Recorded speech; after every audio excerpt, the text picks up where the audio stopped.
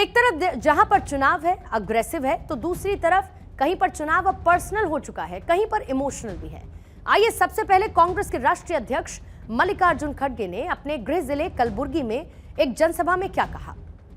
Congress party को भले ही vote देना नहीं चाहते हो, लेकिन यदि आपको लगता है कि मैंने आपके लिए काम किया है तो कम से कम मेरे अंतिम संस्कार में जरूर शामिल होना।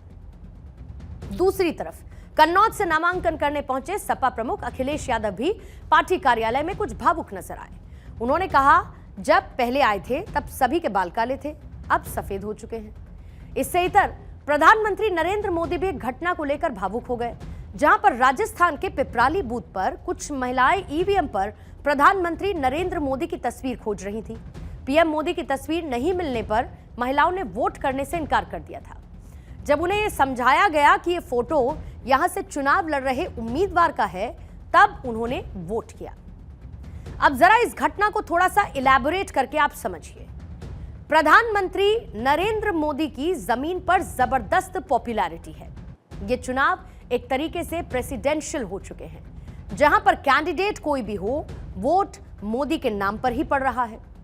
सोशल मीडिया पर कोई भी कहानी चल रही हो, लेकिन जमीन पर यानी कि ग्रास रूट लेवल पर मोदी को लेकर एक क्लैरिटी नजर आती है। अब आप खुद सोचिए, एक महिला जो पढ़ी लिखी नहीं है, उन्हें वोटिंग प्रक्रिया की ठीक जानकारी भी नहीं है, लेकिन वो फिर भी वोटिंग सेंटर में मोदी की तस्वीर को ढूंढ रही हैं। मोदी की लाभार्थी योजनाओं का जमीन पर एक बड़ा इफेक्ट देखने को मिलता है, और शायद यही तस्वीरें जब बीजेपी के आंतरिक आंकड़ों में सामने आती हैं, तो बीजेपी 400 प्लस का प्लान लेकर सामने आती है। अगली खबर चुनावों को लेकर ही है। चुनावों के बीच हर तारीख के साथ मुद्दों की तस्वीर बदल रही है। अब चुनाव में एक और मुद्दे की एंट्री हो गई है। मुद्दा आपको जरूर बताऊंगी, लेकिन उससे पहले डिजिटल तहखाने से निकालकर आई एक साउंड बाइट आप सुनिएगा। की मन में इच्छा, और हमारे मन में भी प्राइम मिनिस्टर बनने की इच्छा, और क्यों नहीं रहना चाहिए, लेकिन हमको कोई हड़बड़ी नहीं। दौड़ने से इधर से उधर बिना मेल के बिया कनपट्टी भर से नूर रगड़ने से कोई नहीं बनता।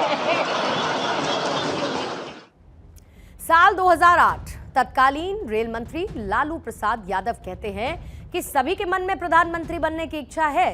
ऐसा ही माहौल कुछ आज की तारीख में दिखता है, जहां पर एनडीए में तो मामला क्लियर है, लेकिन विपक्ष का चेहरा कौन है ये साफ नहीं। और इसी मुद्दे पर प्रधानमंत्री नरेंद्र मोदी ने बैतूल की रैली में कहा कि कुछ मीडिया रिपोर्ट्स में आया कि इंडी गठबंधन में चर्चा चल रही है कि इंडी अलायंस वाले 1 ईयर 1 PM फॉर्मूला बना रहे हैं। सुनिए जरा। लेकिन अभी कुछ मीडिया रिपोर्ट में आया है कि मोदी बार बार पूछ रहा है कि भाई बताओ तुम्हारा नेता कौन, किसको सुपुर्द करे। तो बोलते हैं उन्होंने फॉर्मूला बनाई है, कि कौन प्रधानमंत्री बनेगा। कहा जा रहा है कि ये लोग 1 ईयर 1 PM फॉर्मूला बना रहे हैं, यानी 1 साल 1 PM। अब यहां पर पीएम मोदी कह रहे हैं कि विपक्ष में हर नेता प्रधानमंत्री बनना चाहता है, और ऐसा क्यों? क्योंकि इंडी अलायंस में कई दल शामिल हैं और हर दल अपने नेता को प्रधानमंत्री बनने हुए देखना चाहता है। मतलब ये कि कांग्रेस चाहती है राहुल गांधी देश के प्रधानमंत्री बने, टीएमसी चाहती है पश्चिम बंगाल की सीएम ममता बनर्जी को पीएम बनाया जाए, शरद पवार की एनसीपी अपने नेता को देश का प्रधानमंत्री बनने देखना चाहती है। ऐसे ही उद्धव ठाकरे की पार्टी भी सपने देख रही है उद्धव ठाकरे के पीएम बनने के। इस रेस में समाजवादी पार्टी भी पीछे नहीं है, और उनका इरादा अखिलेश यादव को पीएम बनाने का है। वहीं तिहाड़ जेल में बंद दिल्ली के सीएम अरविंद केजरीवाल की पार्टी की तमन्ना भी उन्हें पीएम बनाने की है। चुनावों के बाद जब पूर्ण बहुमत नहीं आता है, तब इस तरीके की स्थिति देखने को मिलती है, जहां पर हर दल जोड़ तोड़ की सरकार बनाता है, और ऐसे में कई प्रधानमंत्री भी देखने को मिलते हैं। आपको 1996 का वो दौर याद होगा, जब 1 साल के समय के भीतर ही देश ने 4 प्रधानमंत्री देखे। 1996 में 11वीं लोकसभा के लिए चुनाव हुए। चुनाव में किसी भी पार्टी को बहुमत नहीं मिला था।